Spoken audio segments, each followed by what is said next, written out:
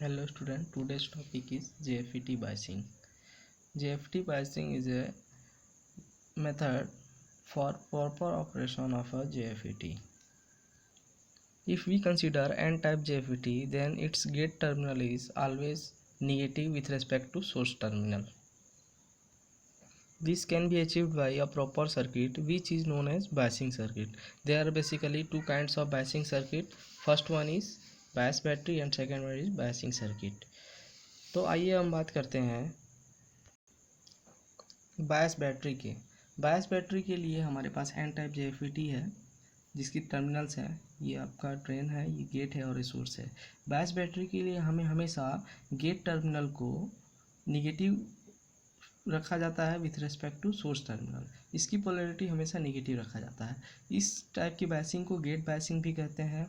इस टाइप की बायसिंग के लिए एक्सटर्नल बैटरी सोर्स जो है VGG कनेक्ट किया जाता है एन टाइप मॉसफेट में। और यह एक इसकी ड्रॉबैक्स ये आई है कि इसके लिए बार बार हमको बैटरी को चेंज करना पड़ता है जो कुछ कॉस्टली पड़ता है, और यह maintenance this type of biasing require maintenance, proper maintenance. तो इससे बचने के लिए हम सर्किट बायसिंग का इस्तेमाल करते हैं जो दूसरे टाइप की बायसिंग्स होती है। बैटरी बायसिंग के लिए हमारे पास ID करंट के लिए IDSS 1 minus VGS upon VGS off का स्क्वायर है। The value of VDS is given by VDS equals to VDD minus RD। यहाँ पे ओम्स लॉ लगा हुआ है जिस वजह से VDS की जो वैल्यू है वो फाइंड आउट हो जाएगी। अगला है biasing circuit. Biasing circuit basically two types के होते हैं, एक सेल्फ बायस कहलाता है और एक वोल्टेज डिवाइडर बायस कहलाता है। यह दो बायसिंग सर्किट के अरेंजमेंट से हमें एन टाइप JFET के लिए हमारे पास ये दूसरी सर्किट है जो बायस सर्किट है। सिग्नल यहाँ से अप्लाई करते हैं, दिस इज और gate terminal, source terminal and drain terminal. अगर हम बात करें इसके प्रॉपर ऑपरेशन के लिए, तो इसकी ऑपरेशन के लिए बायसिंग सर्किट की अगर बात करें तो बायसिंग सर्किट के लिए हमारे पास वोल्टेज अक्रॉस VS, सोर्स के अक्रॉस वोल्टेज जो है ID इंटू RS होगा, सोर्स के अक्रॉस ID करंट, और RS is the voltage resistance across source terminal, and VG is negligibly small. तो VG का वैल्यू जीरो हो गया तो VG equals to VG minus VS है। VG अगर जीरो है, जीरो माइनस ID RS, तो VGS का जो वैल्यू है VGS ये VGS का वैल्यू ID इंटू RS के इक्वल्स हो जाएगा।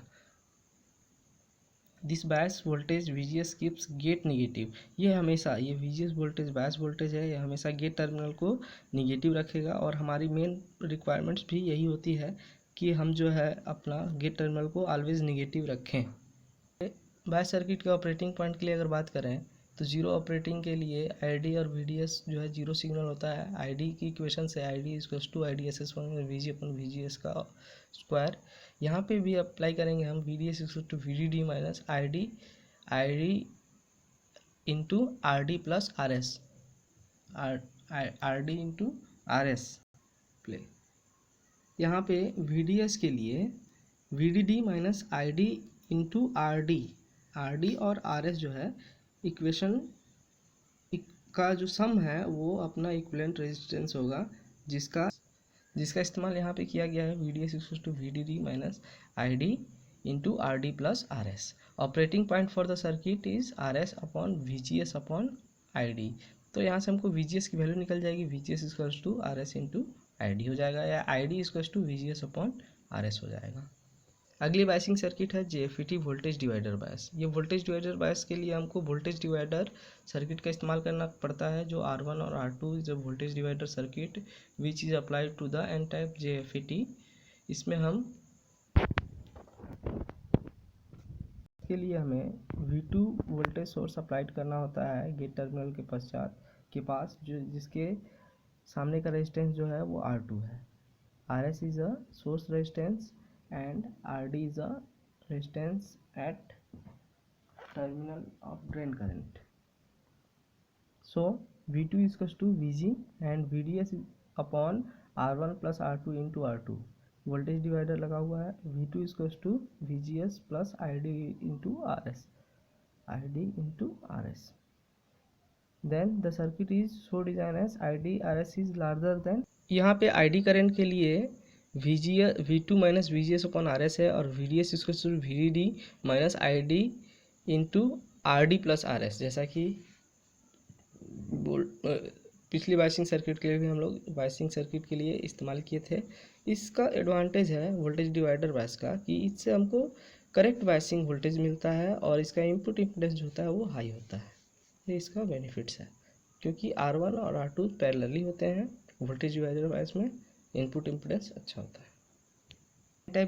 एन टाइप JFET के लिए आप न्यूमेरिकल कुछ करते हैं, न्यूमेरिकल बेस्ड ऑन FET दिया गया है। ये FET has a value of VGS का वैल्यू है -0.8 volt and IDSS equals to 16 milli ampere. Determine the value of VGS ID, VGS की वैल्यू फाइंड करनी है, ID की करनी है, VDS की करनी है सर्किट के लिए। तो ये सर्किट देखते हैं, सर्किट किस तरीके से है। एक सर्किट है हमारे पास जिसके लिए -5 वोल्ट है VG, RD 2.2 kilo ohm, 10 volt VDD supply है और यहाँ पे क्या दिया हुआ है -8 volt, IDSS 16 milli ampere. IDSS की जो वैल्यू है 16 एम्पियर है। तो बाई द फार्मूला से हमको क्या मिलता है, ID equals to IDSS 1 minus VGS on VG का square. VGS is given -5 volt और VGS ऑफ के लिए दिया हुआ है -8 वोल्ट। दोनों की वैल्यू पुट कर देते हैं। IDSS 16 एम्पियर दिया हुआ है, तो मल्टीप्लाई करने के पश्चात हमको मिलता है ID की जो वैल्यू है वो मिलेगी 2.25 मिली एम्पियर। ID की वैल्यू 2.25 मिली एम्पियर होगी। अब हम देख रहे हैं कि VGS की जो वैल्यू है वही VGG की वैल्यू है -5 वोल्ट, क्योंकि यहाँ पे निगेटिव वोल्टेज है। There is no gate current, gate current कोई भी नहीं है। हम लोग को गेट करंट, गेट के टर्मिनल को निगेटिव पोलैरिटी रखा गया है, जिसके कारण गेट करंट नहीं है, तो वहाँ की करंट वोल्टेज ड्रॉप वहाँ का इक्वल होगा -5 वोल्ट के। इसलिए VDS equals to VDD minus ID RD से इस इक्वेशन से हम करंट की वैल्यू रख देते हैं। RD की वैल्यू दी हुई है VDD minus 2.25, 10 minus 2.25 into 2.2 kilo Om, 2.2 kilo Om is और RD वैल्यू रखने पे VDS की जो वैल्यू है वो 5.05 वोल्ट आ गई। तो इस तरह से हमारा VGS की वैल्यू, ID की वैल्यू और VDS की वैल्यू मिल गई।